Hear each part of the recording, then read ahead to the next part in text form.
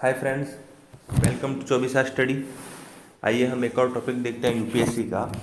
वाल्मीकि रामायण के जो श्लोक हमारे सिलेबस में है, श्लोक नंबर 15 से लेकर 30 तक, आने वाले 15-20 मिनटों में इनका हम अर्थ देख लें, भावार्थ देख लें, क्या इनसे क्वेश्चन बन सकते हैं उसके बारे में 1-2 मिनट चर्चा कर लेते हैं। पूरा पाठ्यक्रम आपको यहाँ मिल जाएगा। पाठ्यक्रम की शॉर्टेज है अथवा आपको टॉपिक नहीं मिल रहा है तो आपको यहाँ सब कुछ मिल जाएगा। यहाँ आप देख लीजिए, और भी पूरे टॉपिक के बारे में, पूरे सिलेबस के बारे में हमने वीडियो बना रखे हैं, उसको आप देख लीजिए, आपको पता लग जाएगा कैसे पढ़ना है, क्या पढ़ना है। आइए सबसे पहले अपन श्लोक नंबर 15 से लेते हैं। श्लोक नंबर 15 से 30 तक हमारे सिलेबस में है। 15 से लेकर और 30 तक हमारे सिलेबस में लगभग 16 श्लोक हैं और 2-3 प्रकार की बातें इसमें मिलती हैं। आपको पता होगा कि अंत में राम हनुमान को लंका में भेजते हैं कि क्यों न राम एक और संधि का प्रस्ताव हनुमान के द्वारा भेजते हैं कि अब भी यदि रावण समझ जाए तो युद्ध की आवश्यकता न पड़े, रावण हमें सीता लौटा दे, हम वापस सकुशल अयोध्या चले जाएं वनवास की अवधि पूरी करके। अब यहाँ 2-3 प्रकार की बातें ही इसमें इन सभी 15 श्लोकों में लिखी गई है।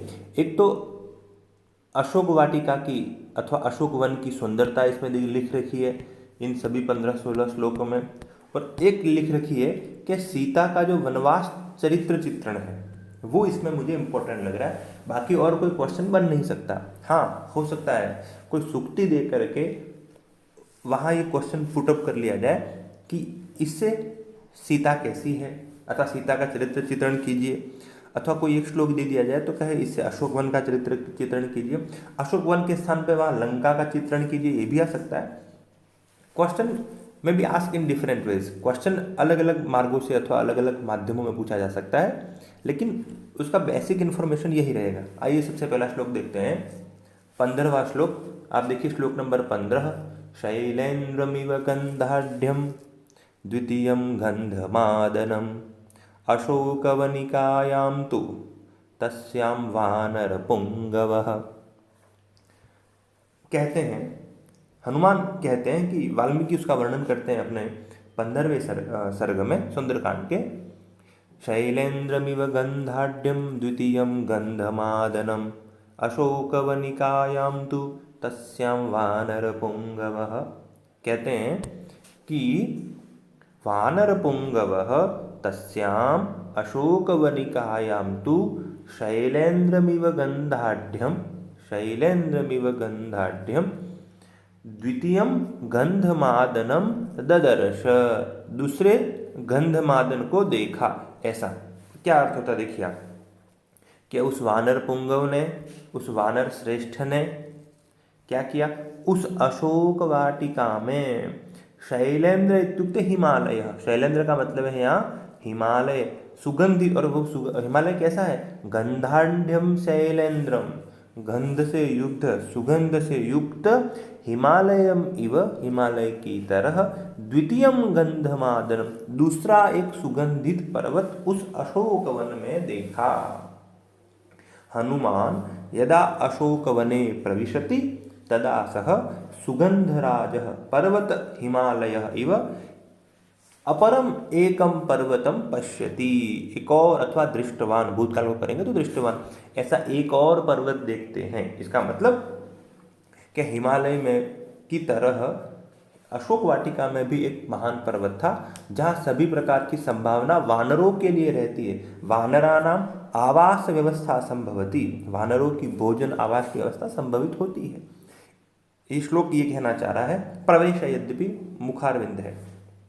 अगला श्लोक, सददर्शाविदूरस्थम चैत्य प्रासाद मूर्जितम, मूर्छितम नहीं, थोड़ी मिसप्रिंट है, मूर्जितम मध्ये स्तंभ सहस्त्रेण स्थितम कैलास पांडुरम।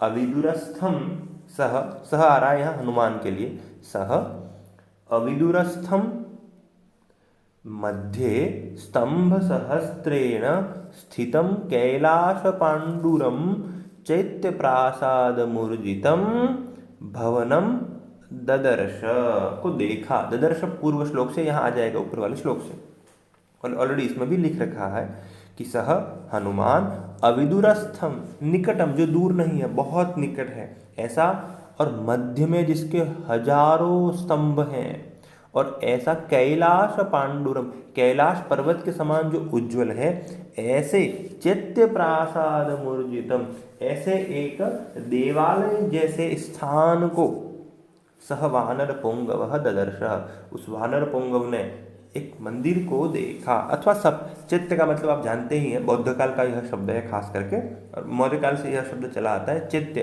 प्रासाद यानी महल, चैत्य यानी पूजा स्थल, ऊर्जितम ऊर्जा से युक्त एक स्थान को, देवालय को हनुमान ने देखा।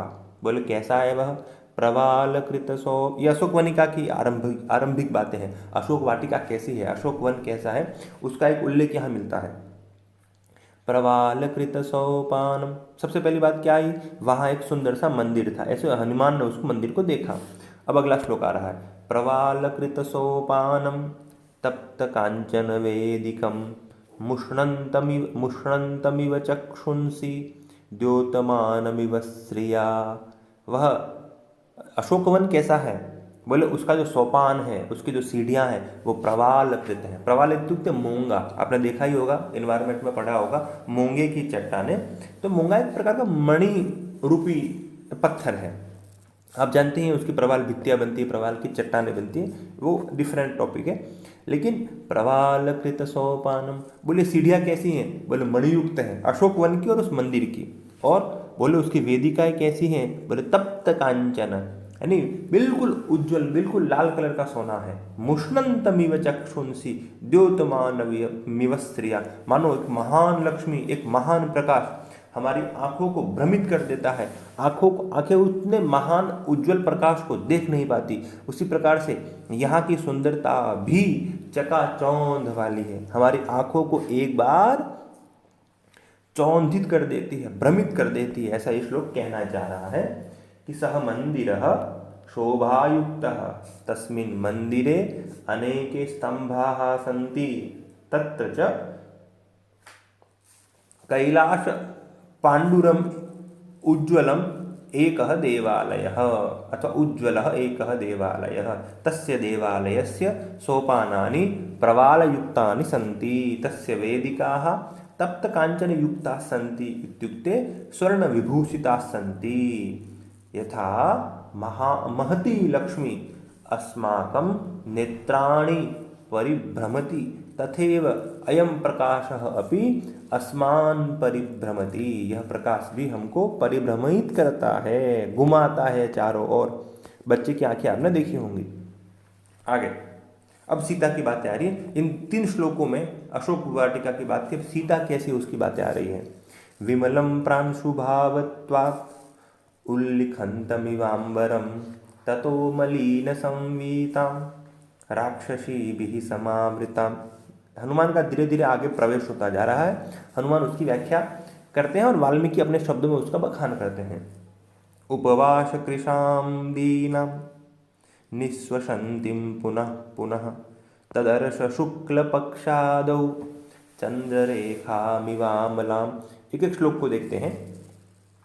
ततो मलिन संवीतां राक्षसीभिः, जो अत्यंत गंदी हैं अथवा अत्यंत गंदे जिसने कपड़े पहन रखे हैं, ऐसी राक्षसियों के द्वारा समावृतम, चारों ओर से घेरी हुई, ये बीच में सीता है ऐसा कहना चाह रहे हैं, घेरी हुई, प्रांशुभावत्वात्, महान उज्ज्वलता का जिसमें भाव है, ऐसे अंबरम उल्लिखंतम, महान उज्ज्वल और विमल अंबर की तरह सीता को देखा। हनुमान ने ऐसी सीता को देखा मानो जिसके चारों ओर चतुर्दिक राक्षस स्त्रियां संति, राक्षसों की स्त्रियां हैं, और वो राक्षसों की जो कन्या है वो मलिन है, और ऐसे मलिन संविताम, ऐसे मलिन संवित वाली अथवा मलिन आचरण वाली उन राक्षसियों के द्वारा जो चारों ओर जिनका आवरण है राक्षसियों का, ऐसे प्रांशुभावत्वात्, एक उज्ज्वलता की मूर्ति सीता को देखा। यद्यपि मलिन संविताम यह विशेषण सीता का भी है, क्योंकि सीता के जो कपड़े हैं वो कुछ मलिन हो गए हैं, ऐसा ये श्लोक कहना चाह रहा है। ये श्लोक कहना चाह रहा है, वापस देखते हैं। विमलं प्रांशुभावत्वात् उल्लिखन्तम् इवाम्बरं ततो मलिन संवीतां राक्षसीभिः समावृताम। जिसने, यदि डायरेक्ट यह शब्द सीता के लिए ही आएगा, जिसने मलिन कपड़े पहन रखे हैं, किसने? सीता ने। कपड़े मलिन नहीं है, लेकिन अवस्था के कारण से, समय के कारण से यह मलिन हो गए हैं। राक्षसीभिः समावृताम, राक्षसियों के द्वारा जिसका चतुर्दिक घेरा है, दैट मीन्स राक्षसियों के द्वारा जो घेरी गई है, ऐसी सीता। प्रांशु भावत्वात् विमलम अंबरम उल्लिखंतम, एक उज्ज्वल अंबरता की तरह, एक उज्ज्वल और विमल आकाश की तरह यह सीता इनके बीच में स्थित है, ऐसा वाल्मीकि कहना चाह रहे हैं। अगला श्लोक देखते हैं। उपवास कृशाम दीनां निःश्वसन्तीं पुनः पुनः तदर्श शुक्ल पक्षादौ चंद्ररेखामिवामलाम्। उपवास कृशाम, उपवास करते करते यह सीता कृश हो गई है, दुबली हो गई है, दीन हो गई है, कुछ गरीबी आ चुकी है, ऐसा। यहाँ दीन का अर्थ कुछ बोलापन बढ़ जाना, ऐसा। निःश्वसन्तीं पुनः पुनः, बार बार लंबी लंबी सांसें ले रही है। और वो सीता कैसी है?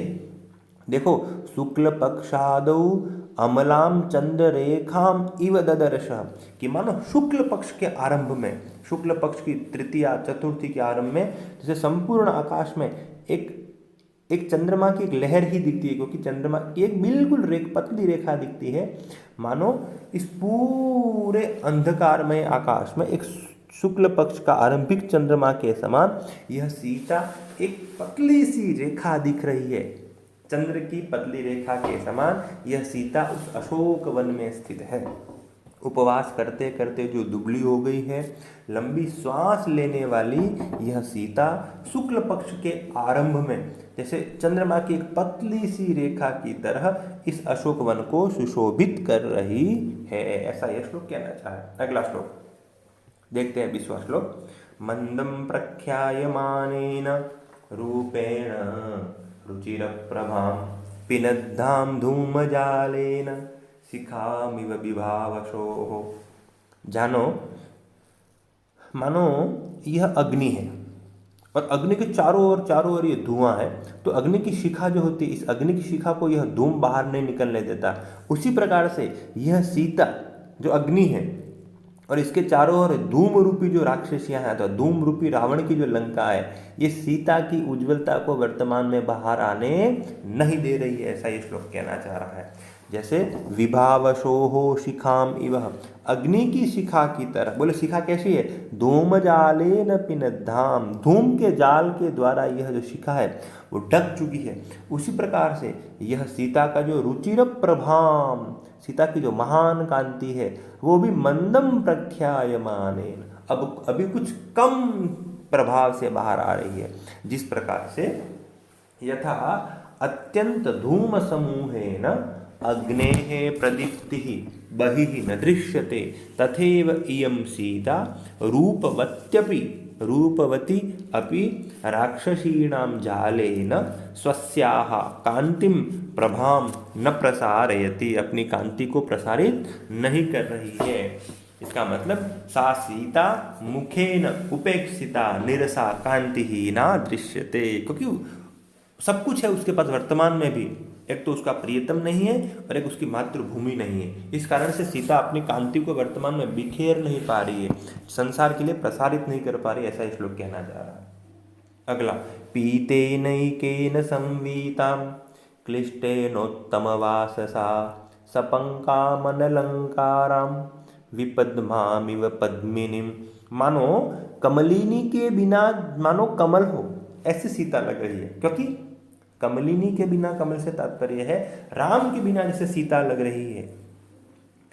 कैसी? बोले पीतेनैकेन संवीता, सीता ने पीत वस्त्र पहना हुआ है। वो कैसा है?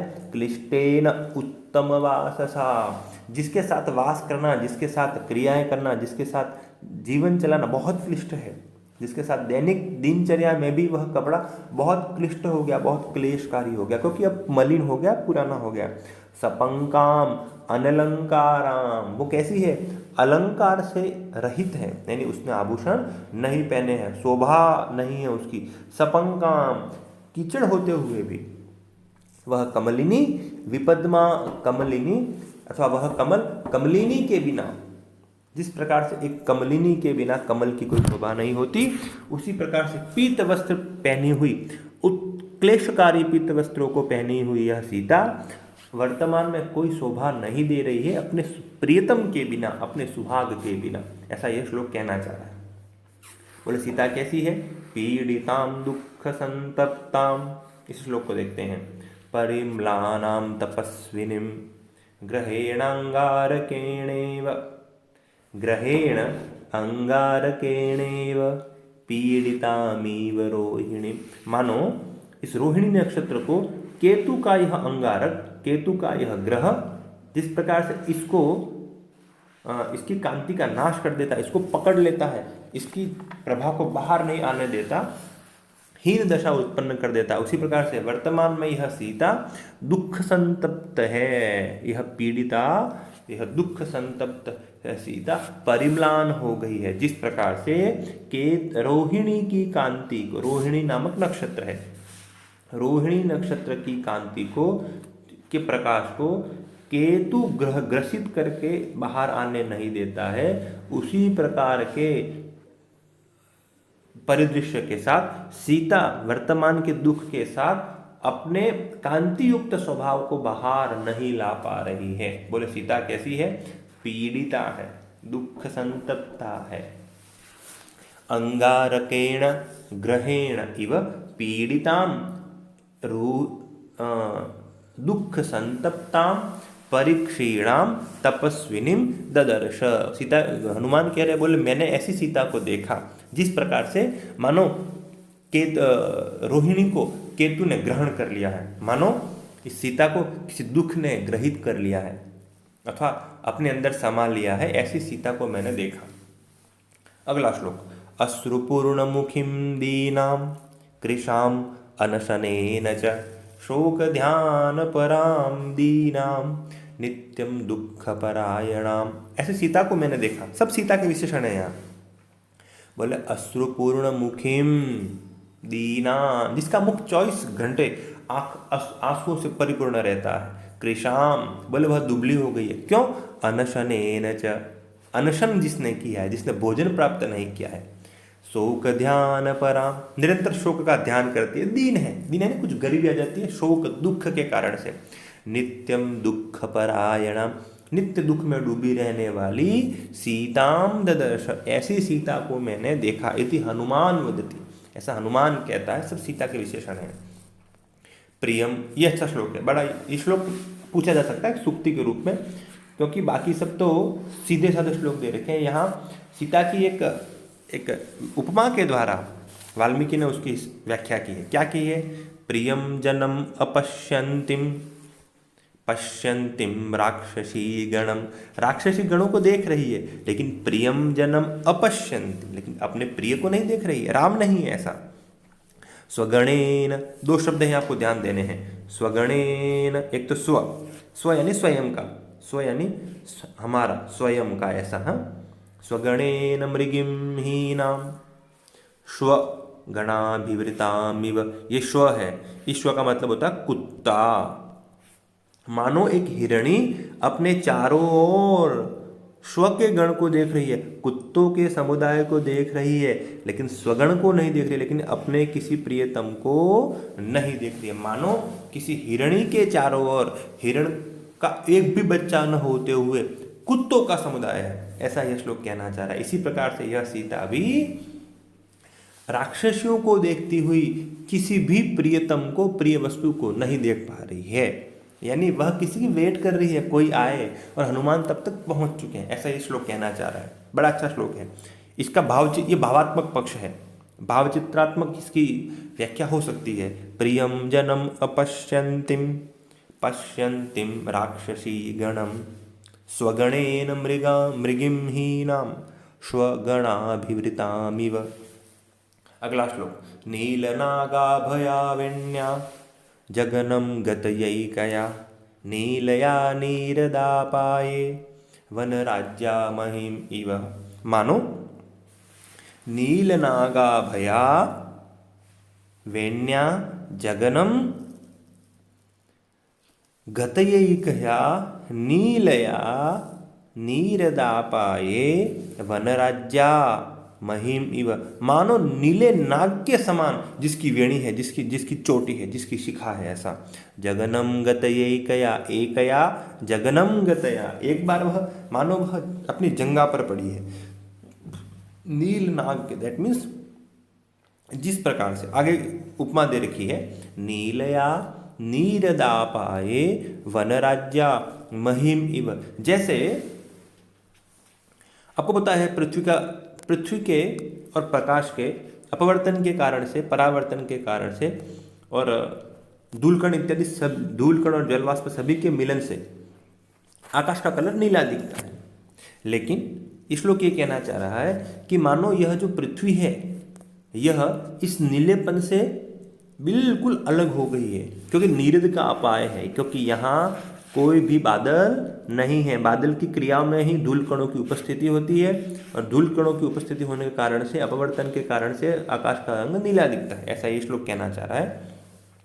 और जिस प्रकार से बादलों की अनुपस्थिति से मानो एक पृथ्वी हो गई है, उसी प्रकार से सीता की जो वेणी है, सीता की जो शिखा है, वो एक काले नाग की तरह बिना शोभा से युक्त जंगा पे लटकी पड़ी है, ऐसा। इसका मतलब उसका जो चारित्र्य है वो विखंडित नहीं है, इसका मतलब उसकी जो सुंदरता है, उसे अभी सुंदरता में कोई रुचि नहीं रह गई है। सीता को यह श्लोक ऐसा कहना चाह रहा है, क्योंकि उसकी शिखा पर उसका ध्यान नहीं। आपने देखा होगा एक महिला को, एक कन्या को सबसे ज़्यादा अपने बाल संवारने में आनंद आता है, ऐसा ये श्लोक कहना चाह रहा है। सुखारहा दुख संतप्ताम व्यसनानाम अकोविदाम ताम समीक्ष्य विशालाक्षिम अधिकम मलिनम कृशाम। बोले ऐसी सीता को मैंने देखा। बोले सीता कैसी है? बोले सुखा रहा है, निरंतर सुख के योग्य है, लेकिन अभी सुख से योग्य परिपूर्ण नहीं है। अकोविदाम, क को नहीं जानती है, क इत्युक्ते दुखम, क को जानती नहीं है, ऐसा कहना चाहिए। सीता दुख को नहीं जानती थी, जो निरंतर सुख के लायक थी, वह सीता अब कैसी है? दुख संतप्ताम व्यसनानाम, महान दुख से परिपूर्ण है, दुखों का समुदाय, दुखों का पहाड़ उस पर है। और ऐसी विशाल आंखों वाली कृशाम मलिनाम अथवा मलिनाम कृशाम ताम समीक्ष, उस सीता को मैंने देखा, ऐसा हनुमान कह रहे हैं। यद्यपि श्लोक इतना इंपॉर्टेंट नहीं है, लेकिन हाँ, व्यसनानाम अकोविदाम, ये पंक्ति आ सकती है कि सुखारहा दुख संतप्ताम व्यसनानाम अकोविदाम इत्यनेन सीतायाः सुख दुखम प्रतिपादयत। सीता के सुख और दुख को प्रतिपादित कीजिए। तो ये कहनी चाह रही है, इस पंक्ति कहना चाह रही है कि सीता मूलतः सुख के ही लायक है, सीता मूलतः दुख को जानती नहीं है, किंतु इदानीं सा सीता दुख संतप्ता अस्ति, लेकिन वर्तमान में वह सीता दुख संतप्त है, ऐसा यह श्लोक कहना चाह रहा है। तर्कयामास सीतेति कारणैः उपपादिभिः ह्रियमाणा तदा तेन रक्षसा कामरूपिणा। बोले उस कामरूपी राक्षस के द्वारा ह्रियमाणा इयम सीता इति तर्कयामास। इन बोले हनुमान कह रहे हैं कि मैंने ऐसा अनुमान लगा लिया, ऐसा तर्क किया, ऐसा चिंतन किया कि यह वही सीता है जो राक्षस के द्वारा हरित की गई। बोले क्यों? बोले वो सभी उपपादि भी कारण ही सीता इति तर्कयामास, क्या उन सभी कारणों से, उन सभी उपकरणों से, उन सभी पूर्वपर प्रसंगों से मैंने ये जान लिया कि यह सीता है। वो क्या? वो सीता की सुंदरता, वो क्या? वो सीता का चरित्र, वो क्या? सीता के बाल, वो क्या? आने वाले 2-3 श्लोकों में बता रहे हैं वो क्या क्या चीज़ें जिससे मैंने तर्क लगाया। वो क्या? बोले सीता का स्त्रीत्व, वो क्या? बोले वो सीता का सतीत्व। ये सभी चीज़ें ऐसी हैं, और पहले भी 2-3 बातें लिखी हुई है कि इन सब चीज़ों से मैंने जान, ये सब कारण हैं क्या? कि मैंने सीता को जाना, ऐसा ही श्लोक कह रहा है। इंपॉर्टेंट नहीं है बिल्कुल भी। यथा रूपा हि दृष्टा वै तथा रूपेयमंगना पूर्णचंद्राननाम शुभ्रुम चारुवृत्तपयोधराम। बोले सीता कैसी है? बोले पूर्णचंद्राननाम, मान लो पूर्ण चंद्र के समान जिसका मुख है, ऐसा। कुछ कन्याएं होती हैं जिनका मुख पूर्ण चंद्राननाम जैसा, ऐसा गोलगट जिनका मुख होता है और बड़ा मुख होता है, ऐसा कहना चाह रहा है। शुभ्रुम, जिसकी भौहें कितनी है, कैसी हैं? बोले सुंदर है, सरस है, ऐसा। चारुवृत्त पयोधराम, उसके जो अधर हैं वो चारुवृत्त हैं, बहुत सुंदर हैं। ऐसा हनुमत, यद्यपि हनुमान की दृष्टि मलिन नहीं है, लेकिन जो उसका तर्क है कि यह सीता है, बोले कैसे है, बोले यह ऐसे है। यथा रूपा ही दृष्टा, हमने जैसे पहले देखी थी, वैस तथा इयम अंगना, वैसे ही रूप वाली यह अंगना, यह स्त्री है। अतएव मया तर्क्यते यत् इयम सीता एव, मैं ये तर्क कर रहा हूँ कि यह सीता ही है। कुर्वन्तीं प्रभया देवीं सर्वां वितिमिरादिशः, तां नीलकंठीं बिंबोष्ठीं, सब विशेषण है, सुमध्यां सुप्रतिष्ठितां, ऐसी सीताम ददर्श, ऐसी सीता को देखा। बोले सीता कैसी है, बोले कुर्वन्ती प्रभया देवीं सर्वा वितिमिरा दिशा, सभी दिशाओं को तिमिर से दूर कर रही है, तिमिर से अलग कर रही है, यानी सभी दिशाओं में कांति प्रसारित कर रही है, अंधकार का नाश कर रही है। ताम नील कंठ, जिसका कंठ नीला है। बिंबोष्ठी, जिसकी जिसकी होठ जो है वो बिंब के समान है, जहाँ जहाँ रस का बोधन हमें होता है। सुमध्याम सुप्रतिष्ठिताम, ऐसे अशोक वन के बराबर मध्य में बैठने वाली सीता को मैंने देखा। सीतां पद्मपलाशाक्षीं मन्मथस्य रतिं यथा, इष्टां सर्वस्य जगतः पूर्णचंद्रप्रभामिव, ऐसी सीता को मैंने देखा। बोले कैसी सीता को, पद्मपलाशाक्षीं, मानो सीता कैसी है, मन्मथस्य रथिं यथा, इष्टां सर्वस्य जगतः, पूरे जगत की जो चाहत है। इष्टां सर्वस्य, चारों सीता के अलग अलग विशेषण, एक ये एक ये एक ये एक ये। बोले सीता कैसी है, बोले सर्वस्य जगतः इष्टाम, पूरे जगत की चाह है सीता, ऐसा कहना चाह रही है। बोले सीता कैसी है, पद्म पलाशाक्षिम, अच्छे अच्छे कमल के पुष्प हो, ऐसी सीता है।